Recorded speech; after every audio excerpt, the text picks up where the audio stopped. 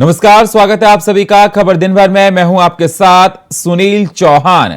प्रधानमंत्री नरेंद्र मोदी आज 15वीं BRICS summit में शामिल होने के लिए साउथ अफ्रीका के जोहान्सबर्ग पहुंच गए हैं।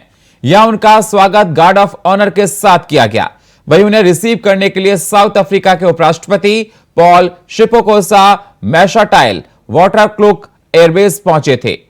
प्रधानमंत्री मोदी के साथ विदेश मंत्रालय के प्रवक्ता अरिंदम बागची भी वहां मौजूद थे। प्रधानमंत्री मोदी का स्वागत साउथ अफ्रीका के ट्रेडिशनल ट्राइबल डांस के साथ किया गया। पीएम ने कहा तो होटल पहुंचने पर वहां एक भारतीय मूल की महिला ने उन्हें राखी भी बांधी। आपको बता दें, प्रधानमंत्री नरेंद्र मोदी 24 अगस्त तक जोहान्सबर्ग शहर में रहेंगे।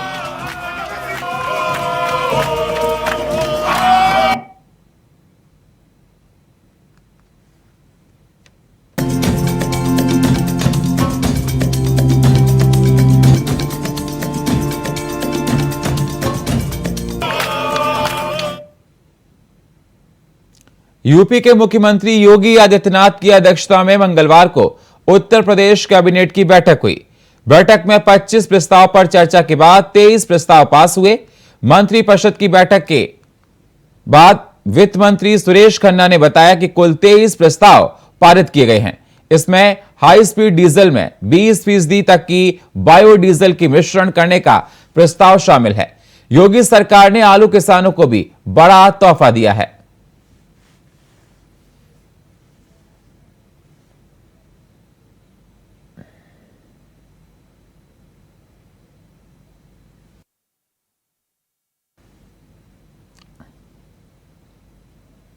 मंत्रिपरिषद के समक्ष कुल 25 प्रस्ताव थे, जिसमें से 23 पर मंत्रिपरिषद का अनुमोदन मिला है।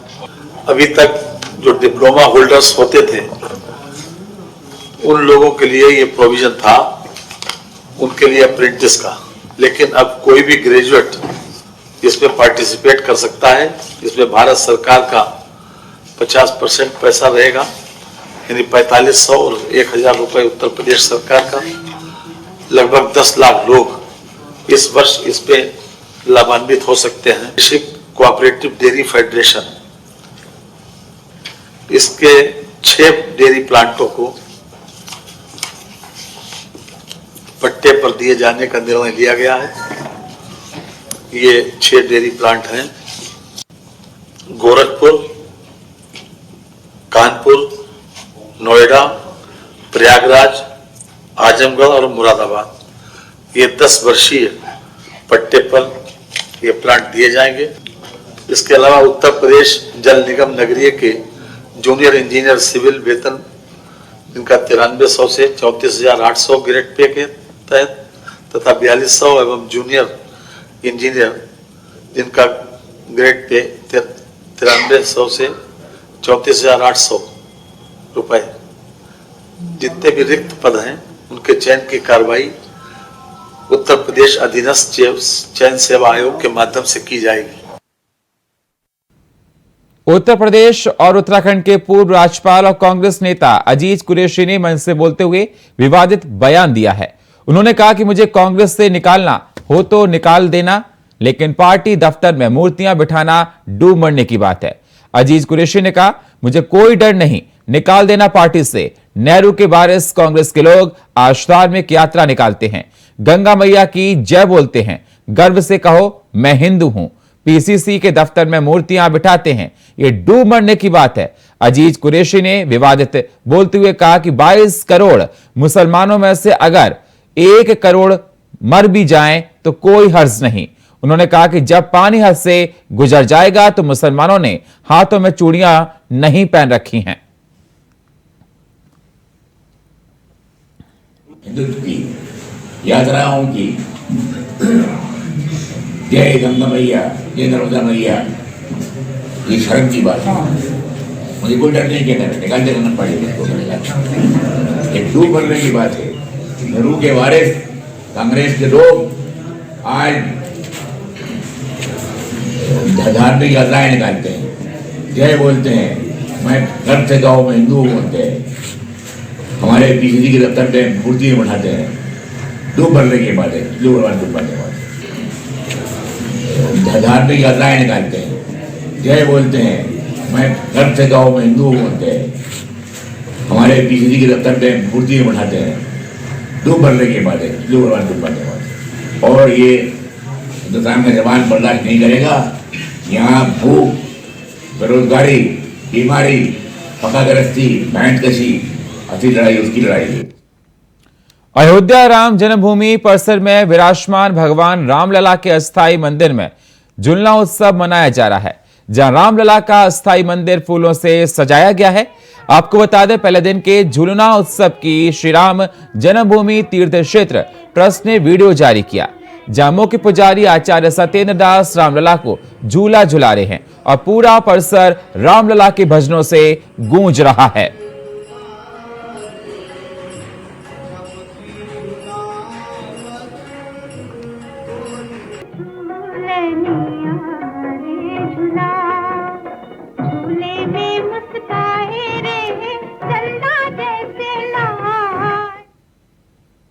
दिल्ली महिला आयोग की अध्यक्ष स्वाति मालीवाल को दिल्ली रेप पीड़िता से मिलने की इजाजत नहीं मिली।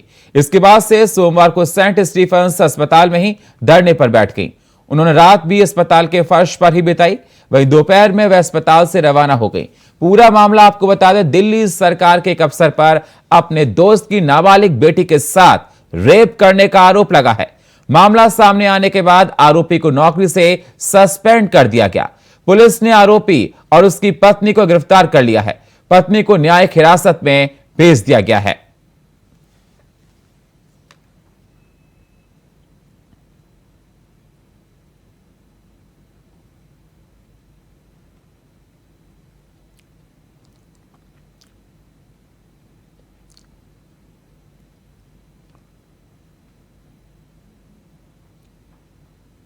चंद्रयान 3 के चांद पर लैंड करने की खबरों को पूरा देश टकटकी लगाए देख रहा है।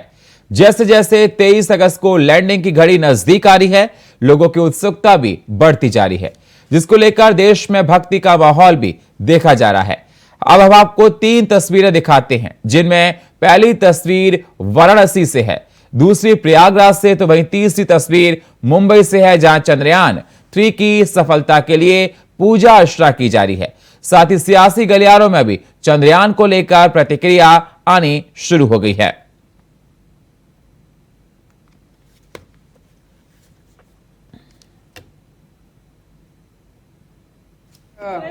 खुशी की बात है कि चंद्रयान 3 जो है कल लैंड करने जा रहा है और मैं पूरी भगवान से प्रार्थना करता हूं कि सक्सेसफुल लैंडिंग हो। पूरा देश बेसब्री से इसका इंतजार कर रहा है। हम स्वागत करते हैं, देश के लिए बड़ी बात है। ये कोई राजनीतिक श्रेयवाद की लड़ाई नहीं होनी चाहिए। सालों साल से इस प्रोजेक्ट के लिए हमारे जो वैज्ञानिक है, हमारे साइंटिस्ट है, उसने खून पसीना बहाया है, तो उनका ये सबका श्रेय उनको देना चाहिए। पॉलिटिकल नहीं, यहाँ कोई राजनीति का कोई जाकर मंत्री बैठा था क्या उधर? वो तो उनका ही काम है। हमारा काम है उनको सपोर्ट करना, चाहे सरकार हमारी हो, कांग्रेस की हो या बीजेपी की हो। आप श्रेय मत लीजिए, ये श्रेय उनको देना, साइंटिस्ट को। एक बहुत बड़ा इतिहास भारत के सभी विशेषज्ञों ने, हमारे वैज्ञानिकों ने रचा है और प्रधानमंत्री जी के नेतृत्व में भारत नई ऊंचाइयां तो छू ही रहा था। भारत का तिरंगा केवल देश के अंदर नहीं लेकिन विश्व पटल पर अब हमारी यही कोशिश है कि वो तिरंगा चांद पे भी गाड़ के रखा जाए। तो सारे विशेषज्ञों को, सारे वैज्ञानिकों को और हमारे प्रधानमंत्री जी को दिल की गहराइयों से बहुत बहुत बधाई। भारतीय जनता पार्टी के राज्यसभा सांसद हरद्वार दुबे का 26 जून 2023 को निधन हो गया था। हरद्वार दुबे के निधन के बाद रिक्त हुई राज्यसभा की सीट पर भारत निर्वाचन आयोग ने फिर से उपचुनाव कराने का फैसला लिया है। इसके लिए चुनाव आयोग ने मंगलवार को अधिसूचना जारी कर दी है।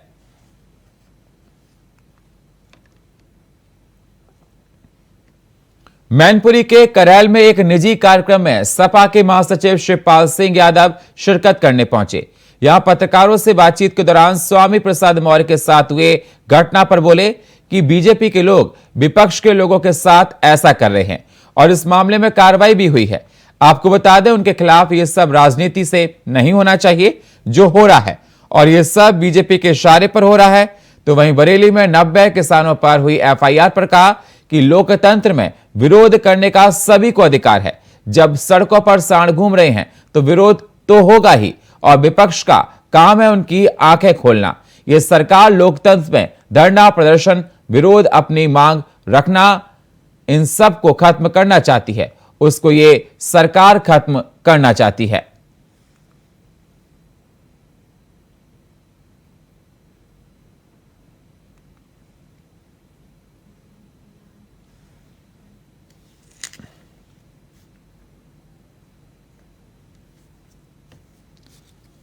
बिहार में नागपंचमी पर सोमवार को महावीरी जुलूस निकाले गए। कुछ जगहों पर महावीरी जुलूस के दौरान हिंसक झड़प भी खबर देखने को मिली। बिहार के बगा और मोतिहारी में 3 जगहों पर 2 पक्षों में टकराव हुआ। बगा में जुलूस पर पथराव के बाद दोनों पक्ष बढ़ गए। इसके बाद खूब तोड़फोड़ और आगजनी हुई। आपको बता दें, बगा के रत्नमाला में सोमवार को महावीरी अखाड़े ने जुलूस निकाला था। इस दौरान उपद्रवी तत्वों ने जुलूस पर पथराव किया। इसके बाद 2 पक्षों में हिंसा शुरू हो गई। बाइकों को आग लगा दी गई, तोड़फोड़ की गई। इस घटना में पुलिस जवान समेत 12 लोग जख्मी हो गए। पूरे इलाके में भारी पुलिस बल को तैनात किया गया है। स्थिति तनावपूर्ण बनी हुई है।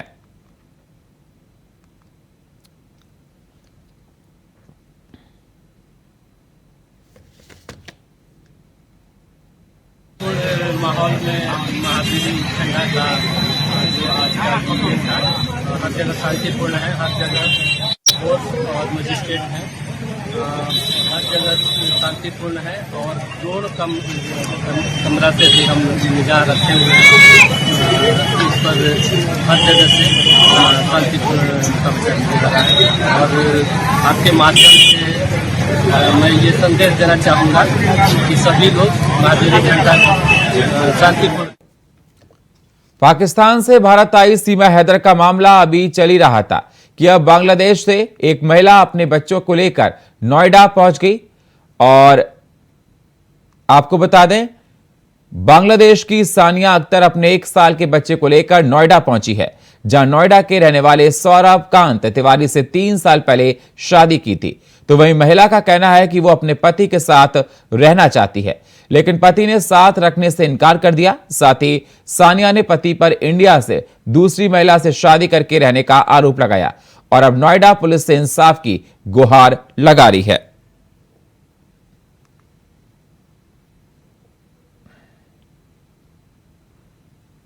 वक्त एक छोटे से ब्रेक का है, मिलते हैं एक छोटे से ब्रेक के बाद। स्वागत है आप सभी का। रुक करते हैं अगली खबरों का। मुरादाबाद में बीते दिनों बीजेपी नेता हत्या के मामले में पुलिस को बड़ी सफलता हाथ लगी है। खबर पर ज्यादा जानकारी दे रहे हैं हमारे संवाददाता शारिक सिद्दीकी। मुरादाबाद जनपद के मझौला थाना इलाके में बीती 10 अगस्त को अनुज चौधरी नाम के बीजेपी नेता को घर में घुसकर गोली मार दी थी। घटना का वीडियो भी सोशल मीडिया पर वायरल हुआ था। दरअसल पूरा मामला ब्लॉक प्रमुखों के चुनाव से संबंधित था, जिसमें विवाद हो गया था, जिसके बाद 2 पक्षों में आपस में पुरानी रंजिश चल रही थी, जिसके चलते सोसाइटी के अंदर बीजेपी नेता मौजूद थे, तब गोली मारकर हत्या को अंजाम दे दिया गया था। पुलिस ने इस घटना का अनावरण कर दिया था, 2 हत्या आरोपियों को गिरफ्तार किया था। वहीं इसमें फरार चल रहे 3 शूटरों को भी पुलिस मुरादाबाद जनपद में पुलिस के द्वारा अगवानपुर और मझौला इलाके में मुठभेड़ के बाद गिरफ्तार करा है। आरोपियों को जेल भेजने की कार्यवाही को मुरादाबाद जनपद में पुलिस के द्वारा अंजाम दिया गया है। शारिक सिद्दीकी, मुरादाबाद। रायबरेली में दबंगों की दबंगई खुलेआम देखी जा रही है। क्या है पूरा मामला, बता रहे हैं हमारे संवाददाता राजू तिवारी। रायबरेली जिले में इन दिनों लगातार कई ऐसे मामले सामने आए हैं जो दबंगई और गुंडई के मामले लगातार देखे जा रहे हैं। आपको बता दें, सरेराह लोगों के साथ दबंगों के द्वारा की जाने वाली घटनाएं सामने आने के बाद पुलिस महकमा बिल्कुल शांत पड़ा हुआ है। इसके बावजूद भी मुख्यमंत्री योगी आदित्यनाथ के द्वारा निर्देश दिए गए हैं कि लगातार अपराधियों व दबंगों पर अंकुश लगाया जाए और इनको चिन्हित करके इनके ऊपर कार्यवाही की जाए। लेकिन आए दिन रायबरेली जिले में दबंगों के कई ऐसे मामले सामने आए हैं। ताजा मामला रायबरेली जिले के डलमऊ कोतवाली क्षेत्र के का एक सामने आया है, जहां पर एक भट्ठा में जानवर जाने के बाद वहां पर मौजूद कर्मचारियों के द्वारा एक किसान व 2 लोगों को और जमकर दबंगों के द्वारा मारपीट किया गया। मारपीट करने के बाद परिजनों के द्वारा तत्काल उन्हें नजदीकी सामुदायिक स्वास्थ्य केंद्र लाया गया, जहां उनकी हालत गंभीर होने पर उन्हें जिला अस्पताल रेफर कर दिया गया। बता दें कि लगातार ऐसे मामलों को लेकर पुलिस निष्क्रिय दिखाई पड़ रही है और अपराधियों पर अंकुश लगाने में नाकाम साबित हो रही है। बता दें कि लगातार ऐसे मामले सामने आ रहे हैं और अपराधियों के हौसले बुलंद होते जा रहे हैं, लेकिन बात करें कार्यवाही की तो कार्यवाही के नाम पर मात्र कागजी कोरम पूरे किए जाते हैं और कहीं ना कहीं इस पूरे मामले को लेकर क्षेत्रीय लोगों में आक्रोश है। बता दें कि एक भट्टा मालिक है और उसके बगल से आने जाने का रास्ता है, जिसके दौरान वहां से लेकर किसान अपने जानवर आ रहा था और जानवर उसके भट्टे की तरफ चले गए, जिससे नाखुश होकर वहां पर मौजूद कर्मचारियों के द्वारा किसान को और उसके साथ 2 लोगों को जमकर मारा पीटा, जिसके बाद किसान की हालत गंभीर अभी भी बनी हुई है और जिला अस्पताल में किसान का इलाज चल रहा है। Raju Tiwari, India voice, Raebareli. बिजनौर में फाइनेंस कंपनी के कलेक्शन एजेंट से लूट हुई है। पूरी खबर बता रहे हैं हमारे संवाददाता जहीर अहमद। बिजनौर के नजीबाबाद इलाके में आज उस वक्त हड़कंप मच गया जब फाइनेंस कंपनी का एक कलेक्शन एजेंट कलेक्शन करके नजीबाबाद की तरफ आ रहा था। तभी बाइक सवार 3 अज्ञात बदमाशों ने उसकी साइड में बाइक लगा करके बाइक रोक ली और नोटों से भरा बैग, मोबाइल और बाइक की चाबी छीन कर फरार हो गए। लूट की घटना से जैसे ही पुलिस को सूचना मिली तो पुलिस विभाग में हड़कंप मच गया और पुलिस मौके पर पहुंची, पूरे मामले की जांच कर कार्रवाई में जुट गई। लूट की घटना की खबर जैसे ही पुलिस का आला अफसरों को मिली तो एसपी सिटी, सीओ और इंस्पेक्टर नजीबाबाद मौके पर पहुंचे और पूरे मामले की जांच कर फिलहाल केस दर्ज कर लिया है और आरोपियों की तलाश के लिए पुलिस की कई टीमें जुटी हुई हैं। बताया जा रहा है कि फाइनेंस कंपनी का कलेक्शन एजेंट पैसे इकट्ठा करके नजीबाबाद की तरफ आ रहा था और जैसे ही वो बूंद की मूल के रोड से नजीबाबाद की तरफ पहुंचा तभी 3 अज्ञात बदमाश बाइक पर सवार होकर आए और साइड में उसके बाइक लगा करके उसको रोक लिया। रोकने के बाद उसके साथ लूटपाट की घटना को अंजाम देकर मौके से फरार हो गए। फिलहाल पुलिस की कई टीमें आरोपी की तलाश में जुटी हुई हैं। बिजनौर से Zaheer Ahmed, India voice. Siddharthnagar border पर सुरक्षा एजेंसियों ने सुरक्षा व्यवस्था सख्त कर दी है। पूरी खबर बता रहे हैं हमारे संवाददाता राकेश यादव। सिद्धार्थनगर जिले के बॉर्डर पर सुरक्षा एजेंसियां अलर्ट है। यहीं अभी हाल ही में खुनुआ बॉर्डर से सीमा हैदर इसी बॉर्डर से गुजरी थी, जो कि इसको लेकर सुरक्षा एजेंसियां अलर्ट है। 68 किलोमीटर खुली सीमा होने की वजह से यहां सुरक्षा एजेंसियां हर आने जाने वाले व्यक्तियों को चेकिंग कर रही है। चेकिंग के बाद ही बॉर्डर से उनको प्रवेश दिया जा रहा है। अभी हाल ही में नेपाल और भारत नज़दीकी अपना मित्र संबंध है, जिससे को लेकर अभी यहाँ रोकथाम भी नहीं हो पाती है, तो जिसको लेकर सुरक्षा एजेंसियां अलर्ट है। खुली बॉर्डर होने की वजह से यहाँ सुरक्षा एजेंसियां अलर्ट जारी कर दी है और यहाँ हर आने जाने वाले व्यक्तियों की सघन चेकिंग हो रही है। उसके बाद ही बॉर्डर से प्रवेश दिया जा रहा है। सिद्धार्थनगर से Rakesh Yadav, India voice.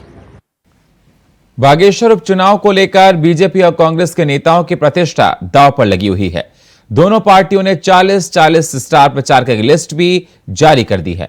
BJP Congress के वरिष्ठ नेताओं का प्रचार प्रसार करने के लिए बागेश्वर में स्टार प्रचारकों का जमावड़ा लगने लगा है, जिसके कारण से बागेश्वर का उपचुनाव अब राजनीतिक तौर पर गर्मा गया है। लेकिन उससे पहले देखिए हमारी रिपोर्ट।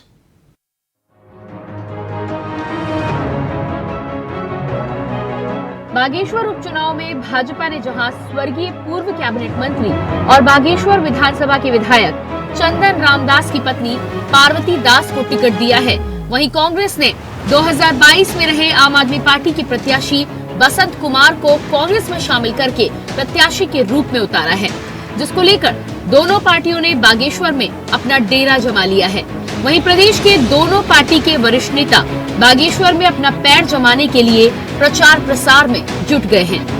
बीजेपी के स्टार प्रचारकों में मुख्यमंत्री पुष्कर सिंह धामी, प्रदेश अध्यक्ष अजय भट्ट, प्रदेश प्रभारी दुष्यंत गौतम, 5 लोकसभा के सांसद और राज्यसभा सांसद समेत पूर्व मुख्यमंत्री और विधायक शामिल हैं। वहीं कांग्रेस की बात की जाए तो पूर्व मुख्यमंत्री हरीश रावत, नेता प्रतिपक्ष यशपाल आर्य, प्रदेश अध्यक्ष करण माहरा, पूर्व प्रदेश अध्यक्ष गणेश गोदियाल समेत कई विधायक और पूर्व सांसद स्टार प्रचारकों के तौर पर बागेश्वर में चुनावों के लिए प्रसार प्रचार करने के लिए पहुंच चुके हैं। प्रचार करने के लिए बड़े नाम शामिल हैं। ऐसे में दोनों तरफ के नेताओं की प्रतिष्ठा भी दांव पर लग गई है। जहां भाजपा केंद्र और प्रदेश की योजनाओं को जन जन तक पहुंचाकर विधानसभा की जनता का दिल जीतने की कोशिश कर रही है, भाजपा को पूरा विश्वास है कि उनकी प्रत्याशी पार्वती दास चुनाव जीतने जा रही हैं। भाजपा प्रदेश महामंत्री आदित्य कोठारी ने कहा, स्टार प्रचारकों की ताकत से और स्वर्गीय चंदन रामदास की लोकप्रियता के चलते भाजपा जीत का परचम एक बार फिर बागेश्वर में लहराने जा रही है। तो वहीं इसको लेकर कांग्रेस का आरोप है कि पिछली बार की तरह इस बार भी बीजेपी सहानुभूति कार्ड खेलने जा रही है, लेकिन बागेश्वर की जनता कांग्रेस को चुनने का काम करेगी। चंदन रामदास जी एक सामाजिक कार्यकर्ता थे, एक राजनीतिक कार्यकर्ता थे। उन्होंने एक नगर पालिका अध्यक्ष के रूप में अपना सामाजिक और राजनीतिक जीवन शुरू किया। 4 बार वो वहाँ से विधायक रहे। उनकी जबरदस्त लोकप्रियता उस क्षेत्र में थी और ये सच है कि 2022 के चुनाव में वो स्वास्थ्य खराब होने के कारण पूरे समय चुनाव प्रचार में नहीं जा पाए। इसके बावजूद वो 12,000 से अधिक वोटों से जीते। तो उन्होंने बहुत अच्छा काम बागेश्वर में किया है और अभी तक भी उनके कामों को पूरा करने का काम भारतीय जनता पार्टी करेगी और हमारे जो विधायक के प्रत्याशी हैं वो वहाँ से चुनाव जीत करके विधायक बन करके जो उनके सपने थे, जो उनकी घोषणाएं थी, उनको पूरा करने का काम करेंगे। पार्वती दास को भाजपा ने टिकट दिया है, ये भाजपा का अंदरूनी मामला है, लेकिन जो भाजपा के प्रत्याशी हैं उनका बागेश्वर की जनता के लिए कोई संघर्ष नहीं है। वो मंत्री जी की पत्नी जरूर है, यही उनकी एकमात्र उपलब्धि है और बागेश्वर इसका चुनाव भाजपा इस समय सिंपैथी वोट पर जीतना चाहती है। पिछला 2022 का चुनाव भी भाजपा ने सिंपैथी वोट पर वहां पर जीता, क्योंकि मंत्री जी तब बीमार थे और चुनाव क्षेत्र में गए ही नहीं। कितनी बार सहानुभूति के नाम पर बागेश्वर की जनता चली जाएगी, वोट देगी? आखिर बागेश्वर की जनता को भी विकास का अधिकार है, वहाँ भी घर घर में बेरोजगार हैं, घर घर में बागेश्वर की जनता महंगाई से त्रस्त है और आखिर विकास जनता का अधिकार है। भाजपा जो विकास करने में वहाँ पर विफल रही है। आप कांग्रेस के प्रत्याशी का वहाँ पर संघर्ष अगर देखेंगे, कांग्रेस के प्रत्याशी का अगर वहाँ पर आप जनाधार देखेंगे तो निश्चित तौर पर आप जानेंगे कि वहाँ पर कांग्रेस ही इस बार चुनाव जीत रही है। रण का ऐलान हो चुका है और सिपाही भी तैयार है, लेकिन इस बार ये लड़ाई प्रतिष्ठा की होने वाली है। इस लड़ाई में इस बार दांव पर न सिर्फ बागेश्वर की सीट लगी है, बल्कि स्टार प्रचारकों की प्रतिष्ठा भी दांव पर है। ऐसे में अब देखने वाली बात ये होगी कि उपचुनाव का सरताज कौन बनता है और किसके सर बागेश्वर का ताज सस्ता है। Tushar Gupta, India voice, Dehradun.